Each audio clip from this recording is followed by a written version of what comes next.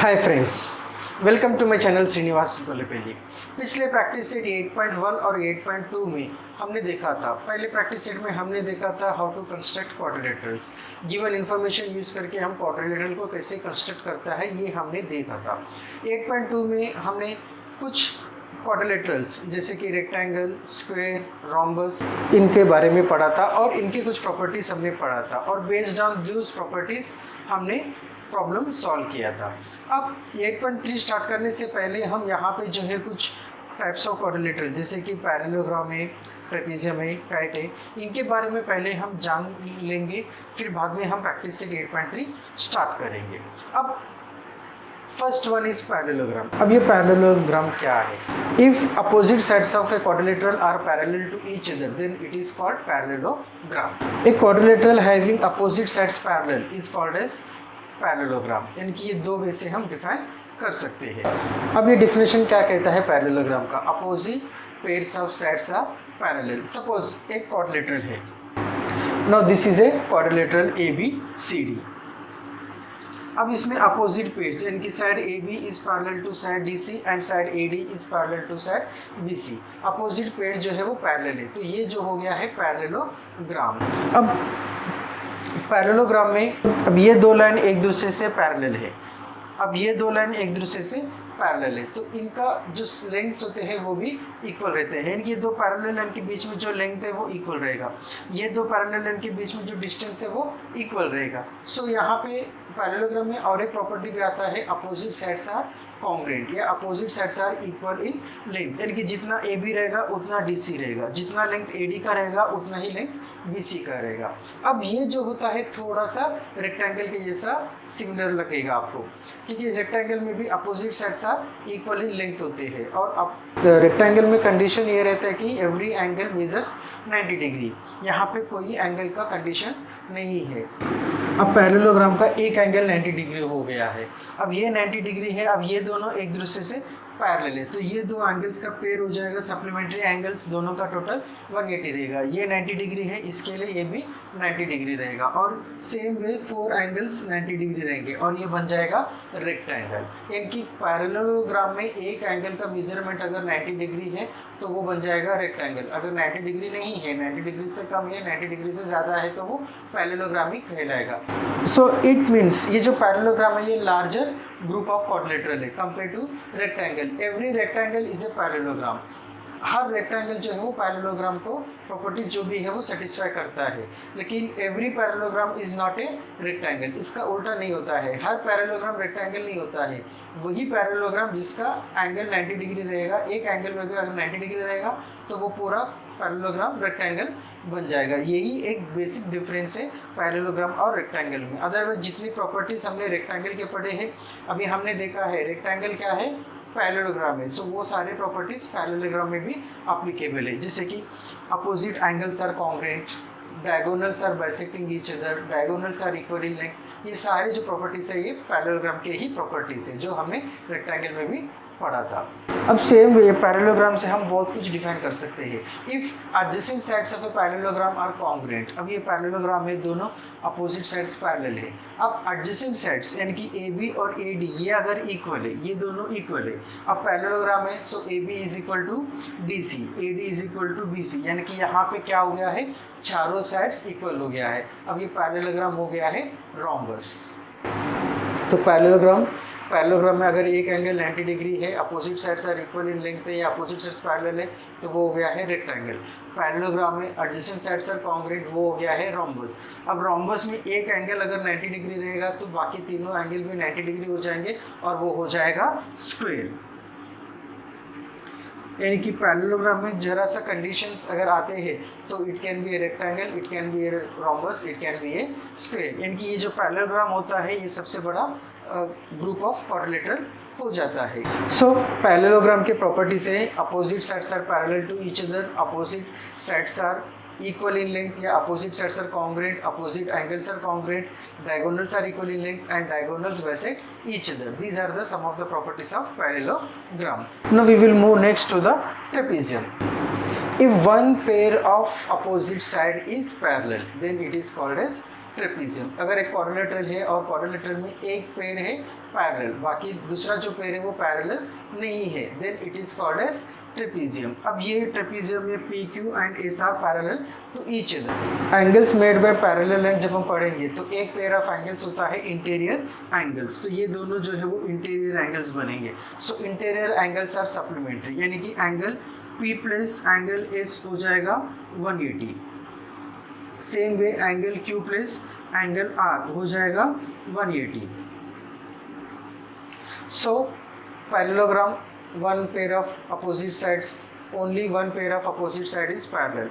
Second, जो parallel line से एंगल्स बनते हैं इंटीरियर एंगल्स या एडजेसेंट एंगल से, टोटल यहाँ पे 4 पेयर ऑफ एडजेसेंट एंगल्स बनते हैं। अगर हम देखेंगे तो एक पेयर है पी क्यू, दूसरा पेयर है क्यू आर, तीसरा पेयर है एस आर और चौथा पेयर है एस एंड पी। ये 4 पेयर में से सिर्फ 2 pairs P and S and Q and R ये सप्लीमेंट्री एंगल्स बनते हैं, ये पेयर ऑफ सप्लीमेंट्री एंगल्स बनता है। सो 2 out of the 4 pairs, 2 pairs are supplementary and 1 pair of opposite side is parallel। तो ऐसे क्वाड्रिलेटरल को हम कहते हैं ट्रेपीजियम। अब ट्रेपीजियम में और एक टाइप होता है दैट इज आइसोसेलेस ट्रेपीजियम। अब ये जो नॉन पैरेलल साइड्स है, if these 2 non parallel sides are equal in length, दोनों का लेंथ अगर इक्वल रहेगा, then it is called as isosceles trapezium.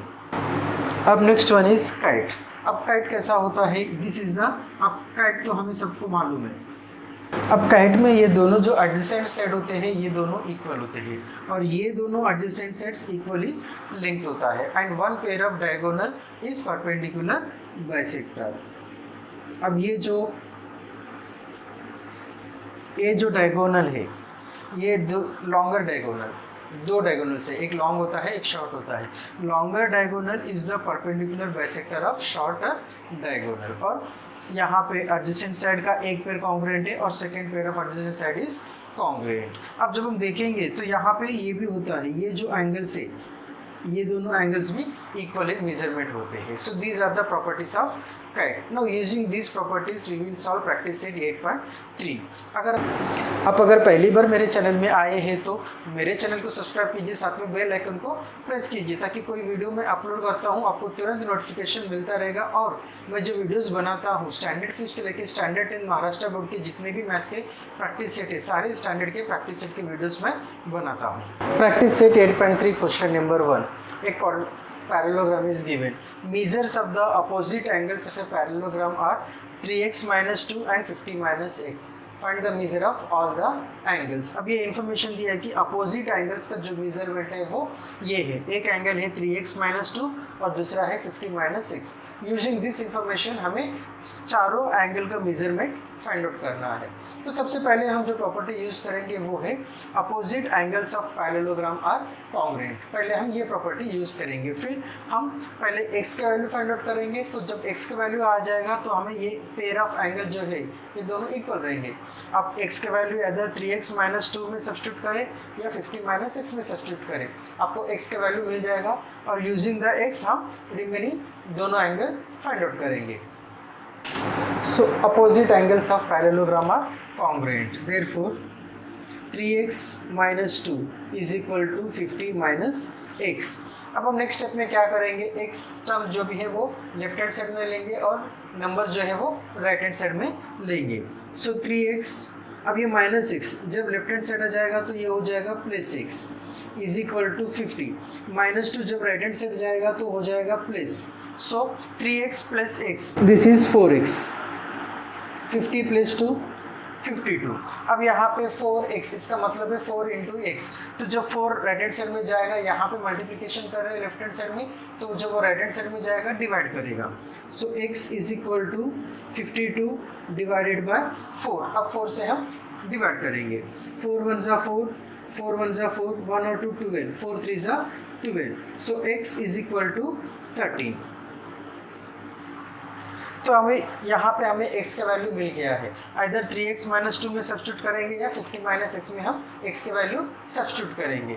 So 50 minus x, it means 50 minus 30, that is 36। 7. So one angle is 37. So this is 37, therefore this is 37. अब दो angle हमें मिल गए हैं और दो एंगल हमें फाइंड आउट करना है। अब दूसरा जो प्रॉपर्टी हम यूज करेंगे वो है adjacent angles of parallelogram are supplementary. अब यहाँ पे अपोजिट पेयर जो है वो पैरेलल होते हैं और जो पैरेलल लेंस जो इंटीरियर एंगल्स बनाते हैं, interior angles made by parallel lines are supplementary. ऊपर जो कार्ड आ रहे हैं उस कार्ड पे क्लिक करेंगे तो मेरा जो वीडियो है जिसमें मैंने angles made by parallel lens बनाया है वो आपको मिल जाएगा। सो ये दोनों 180 डिग्री है, ये दोनों 180 डिग्री रहेंगे, ये दोनों 180 डिग्री रहेंगे, ये दोनों का टोटल भी 180 डिग्री रहेगा। So adjacent angles of parallelogram are supplementary. Coordinator को नाम देते हैं A B C D. So measurement of angle B और मेजरमेंट ऑफ एंगल डी हमें मिल गया है। अब ए और सी हमें फाइंड आउट करना है। So angle A plus angle B is equal to 180। Angle A we don't know but angle B is 37 degree. So angle A is equal to 180. अब ये प्लस 37 जब राइट हैंड साइड में जाएगा तो हो जाएगा माइनस 37. सो एंगल A अब 0 यहाँ से कैरी करेंगे 10, 10 minus 7 3, 7 minus 3 4, 1. So angle A is equal to 143. अब एंगल A का वैल्यू 143 आया है तो एंगल C भी 143 रहेगा। So measurement of each angle is 37 degree, 143, 37 degree, 143 degree. This is the answer.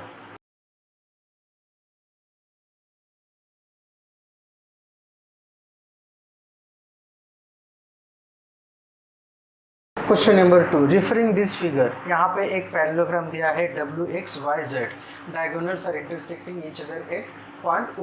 अब first question, if length WZ is equal to 4.5 centimetre, WZ is equal to 4.5 centimetre, then what is the length XY। तो length XY कितना रहेगा।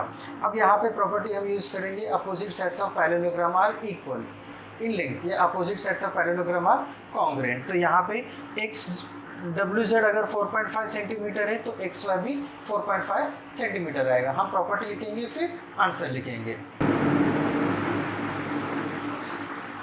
Opposite sets of parallelogram are congruent. Therefore, length WZ is equal to length XY. But length WZ is 4.5 centimeter. Therefore, length XY is equal to 4.5 centimeter. This is the answer. For second question, same property we will use. If length YZ is 8.2 centimeter, YZ is 8.2 centimeter. So opposite side is congruent. Therefore XW भी कितना आएगा 8.2 centimetre आएगा। Same property लिखेंगे और solve करेंगे। So length YZ is equal to length XW, but length YZ is equal to 8.2 centimeter. Therefore length XW is equal to 8.2 centimeter. Question number 3, question number 2 का ही part है question number 3। If length OX is equal to 2.5 centimetre, then length OZ is equal to how much OX। So this is 2.5 centimetre. तो हमें OZ कितना है find out करना है। सो यहाँ पे प्रॉपर्टी हम यूज करेंगे diagonals of parallelogram are bisecting each other. अब ये जो प्रॉपर्टी है diagonals of parallelogram bisect each other, इसका मतलब होता है OX और OZ ये दो इक्वल पार्ट्स में डिवाइड होते हैं। तो जितना मेजरमेंट OX का रहेगा उतना ही मेजरमेंट OZ का भी रहेगा। So length OX is equal to length OZ। अब यहाँ पे लेंथ OX दिया हुआ है 2.5 सेंटीमीटर।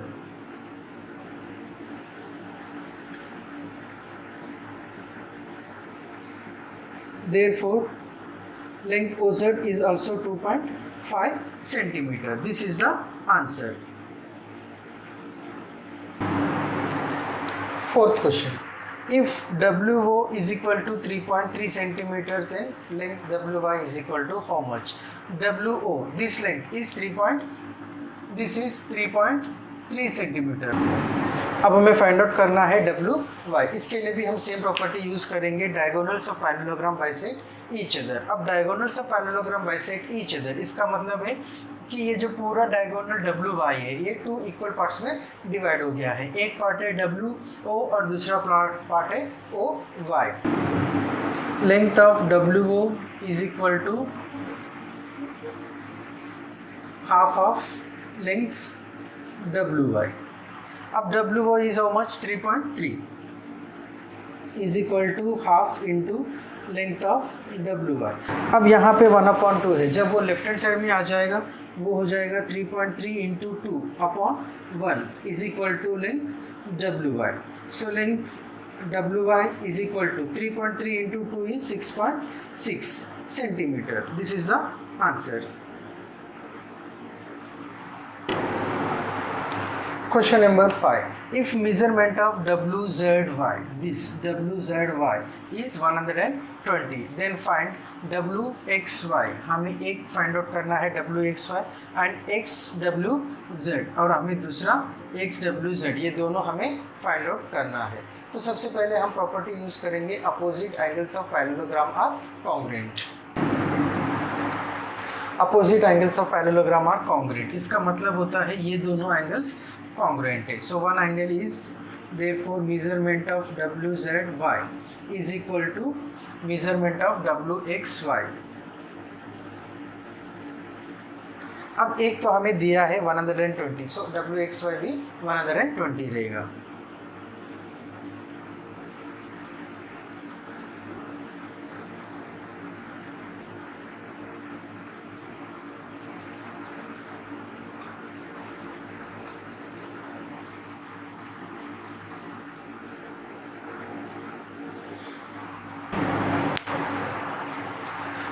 अब WXY हमने फाइंड आउट किया है. Next we will find XWZ. अब इसके लिए हम प्रॉपर्टी यूज करेंगे adjacent angles of parallelogram are supplementary.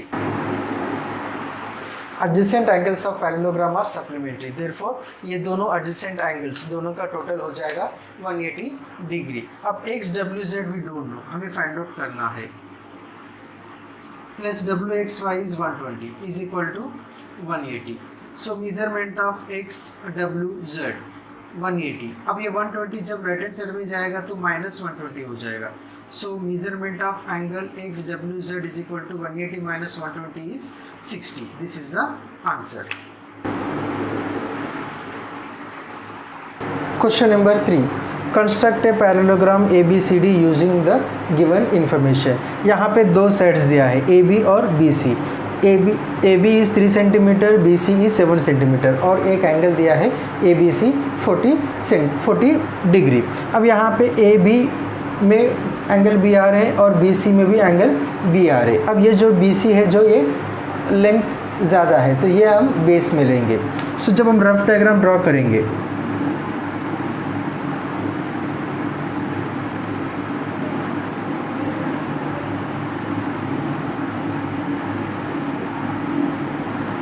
सो ये रफ डायग्राम रहेगा.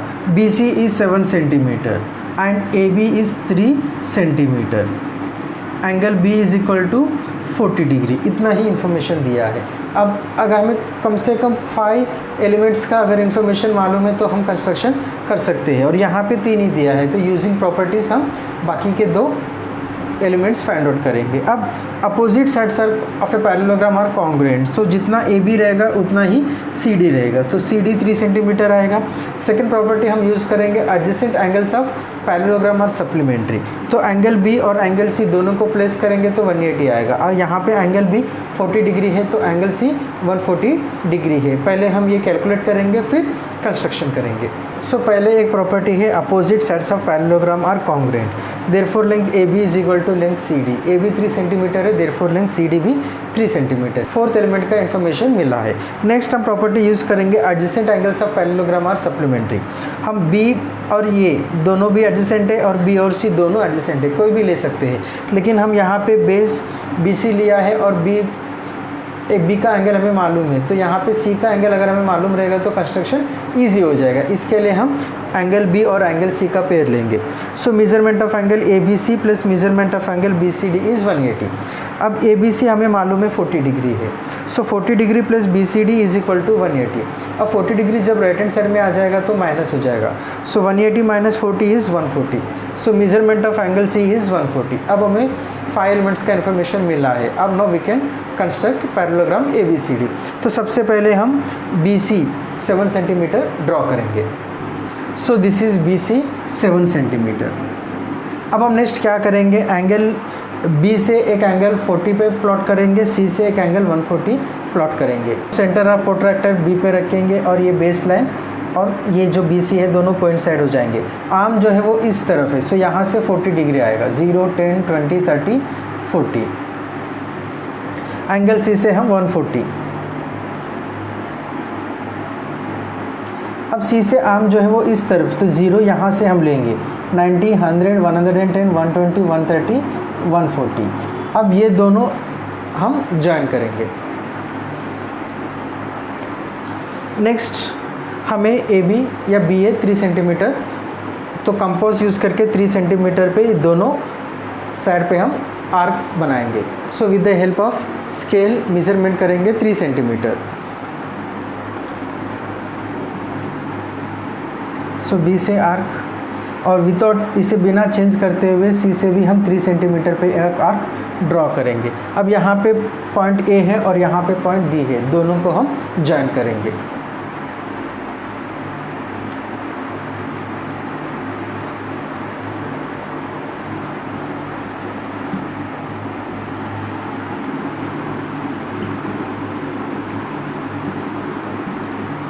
So this is the required parallelogram. Question number 4. Ratio of consecutive angles of a quadrilateral is 1:2:3:4.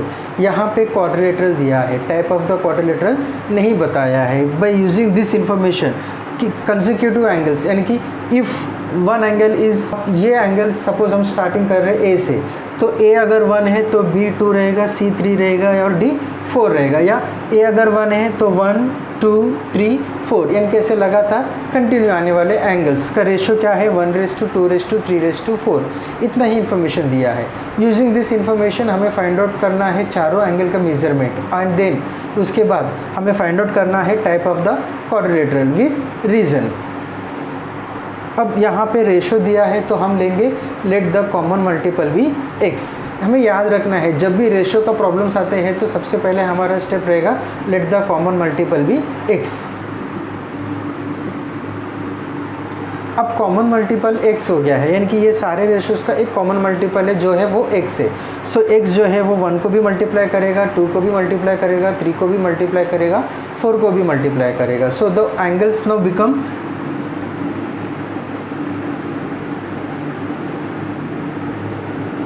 x, 2x, 3x and 4x। अब चारों angle जो है वो ये हो गया है, ये एंगल का मेजरमेंट हो गया है। अब हमें एक प्रॉपर्टी मालूम है, sum of the angles of a quadrilateral is 360, वो यूज़ करेंगे तो हमें x का वैल्यू मिल जाएगा। Therefore x plus 2x plus 3x plus 4x is equal to 360। अब यहाँ पे सारे जो नंबर्स है वो सारे जो टर्म्स है लाइक टर्म्स है x के साथ है, सो हम डायरेक्टली ऐड कर सकते हैं। सो x का मतलब है 1x, 1 + 2 3, 3 + 3 6, 6 + 4 10x। So 10x is equal to 360, x is equal to 360 upon 10, 0 0 cut, so x is equal to 36। अब हमें x का वैल्यू मिल गया है। सो यूजिंग दिस x हम चारों एंगल का मेजरमेंट फाइंड आउट करेंगे। सो x is 36, 2x is 2 × 36 that is 72, 3x is 3 × 36, 3 × 6 18, 3 3 9 + 1 10, 108, 4x is equal to 4 × 36, 4 6 24, 2 carry, 4 3 12 + 2 40. So 36, 72, 108, 144. These are the measurements of 4 angles. अब हमें फाइंड आउट करना है what type of quadrilateral it is. अब अगर rectangle है तो चारों एंगल 90 डिग्री रहेंगे, तो ये रेक्टेंगल नहीं है, स्क्वायर भी नहीं है क्योंकि स्क्वायर में भी 90 डिग्री होते हैं। अब पैरेललोग्राम अगर है तो adjacent angles are supplementary, opposite angles are congruent, यानी कि 2 पेयर एंगल्स कॉन्ग्रुएंट होना चाहिए। यहाँ पे लेकिन चारों एंगल जो है वो डिफरेंट है, तो ये पैरेललोग्राम भी नहीं है और ये रोम्बस भी नहीं है, क्योंकि रोम्बस में भी सेम प्रॉपर्टी हम यूज़ करेंगे, अपोजिट एंगल्स आर कॉन्ग्रुएंट। अब ट्रेपेजियम जब हम देखेंगे, ट्रेपेजियम में 2 pairs of opposite angles are supplementary, ये एक प्रॉपर्टी है। अब हम देखेंगे कि कोई 2 एंगल को टोटल करने से 180 आएगा। 72 और 108 ये दोनों को जब हम प्लेस करेंगे ये 180 आ रहे, 144 प्लस 36 ये दोनों एंगल को भी जब हम प्लेस करें तो 180 आ रहे। सो इनके दो पेयर्स यहाँ पे 180 आया है और तीसरा कोई पेयर 180 नहीं आ रहे। So it is a trapezium. अब हमें रीज़न के साथ लिखना है कि it is a trapezium.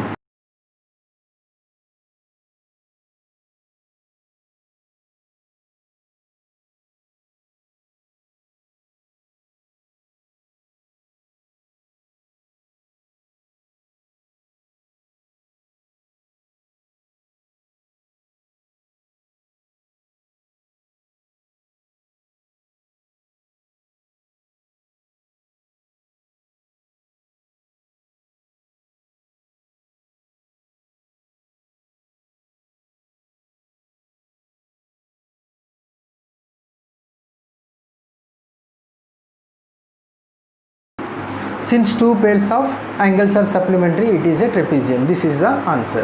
Question number 5. Construct a quadrilateral BARC. अब यहाँ पे इंफॉर्मेशन दिया है 1 2 3 4 5 एलिमेंट्स का इंफॉर्मेशन दिया है और यहाँ पे पाँचों के पाँचों लेंथ्स ऑफ द साइड्स या डायगोनल से। अब यहाँ पे पहले हम रफ डायग्राम ड्रॉ करेंगे। BA is 4.2 centimetre, BC is 4.2 centimetre, AC यानी कि ये diagonal this is 6 centimetre, AR 5.6 centimetre and CR 5.6 centimetre. So यहाँ पे कंस्ट्रक्शन इजी है क्योंकि पाँचों के पाँचों एलिमेंट्स दिया है। यूजिंग स्केल एंड कंपास हम ड्रॉ करेंगे। पहले हम ड्रॉ करेंगे 4.2 सेंटीमीटर AB, फिर हम 4.2 सेंटीमीटर आर्क B से जॉइन ड्रॉ करेंगे और वर्टेक्स A से हम 6 सेंटीमीटर का ड्रॉ करेंगे तो हमें वर्टेक्स पॉइंट C मिलेगा। अब C से अगेन सेम वे, अगेन हम A से 5.6 सेंटीमीटर पे आर्क ड्रॉ करेंगे, C से 5.6 सेंटीमीटर पे आर्क ड्रॉ करेंगे, जहाँ पे दोनों इंटरसेक्ट करेंगे वो पॉइंट R रहेगा। सो BA 4.2 सेंटीमीटर। अब हम B से कंपास यूज़ करके 4.2 सेंटीमीटर मेज़र करेंगे। सो 4.2 हमें स्केल भी नहीं लेंगे, यही मेज़रमेंट A भी अगर हम लेंगे तो भी चलेगा क्योंकि ये भी 4.2 है।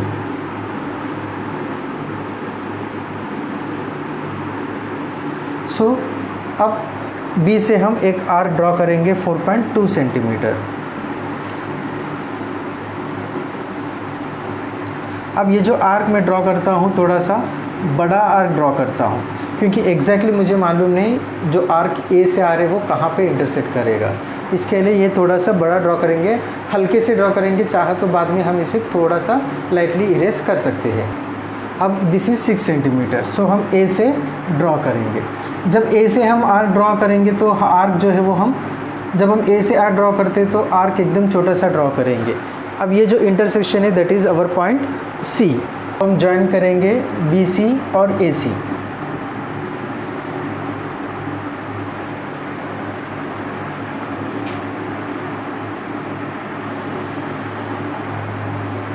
नेक्स्ट हम A से 5.6 और C से 5.6 आर्क ड्रॉ करेंगे। A से 5.6, जब ये भी 5.6 जो पहला आर्क ड्रॉ करते हैं वो हमेशा बड़ा आर्क ड्रॉ करेंगे।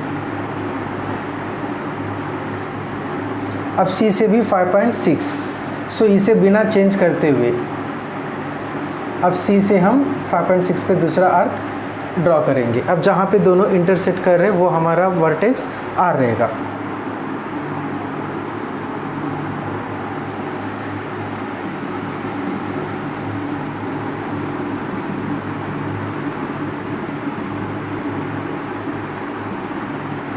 This is our required quadrilateral.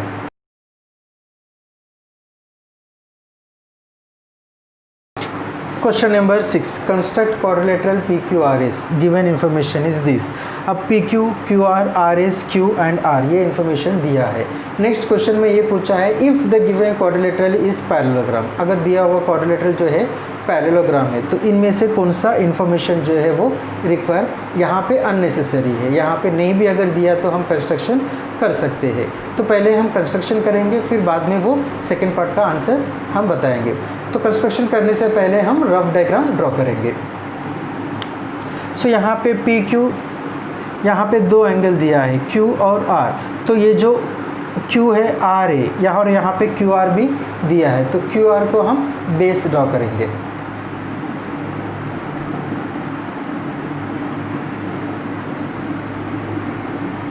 So QR PQRS, so QR is 5.6 centimeter, RS 3.5 centimeter, PQ 3.5 centimeter. Measurement of Q is 110, measurement of angle R is 70 degree. अब यहाँ पे जब हम देखेंगे दोनों एडजेसेंट एंगल सप्लीमेंट्री है और यहाँ पे अपोजिट पेयर भी एक कॉन्ग्रुएंट है, तो ये पैरेललोग्राम हो सकता है। तो पहले कंस्ट्रक्शन ड्रॉ करेंगे, फिर मैं आपको बताता हूँ कौन सा इन्फॉर्मेशन यहाँ पे नहीं भी दिया तो चलेगा। सो फर्स्ट QR 5.6 सेंटीमीटर हम ड्रॉ करेंगे।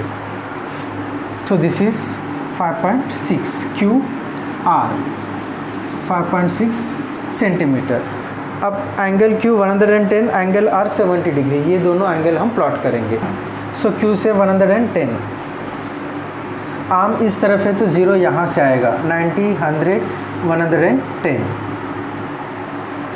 R से 70 डिग्री। अब ये जो आर्म है इस तरफ है, सो यहाँ से 0, दिस इज 70 डिग्री। और ये जो हम ड्रॉ करेंगे थोड़ा सा बड़ा ड्रॉ करेंगे।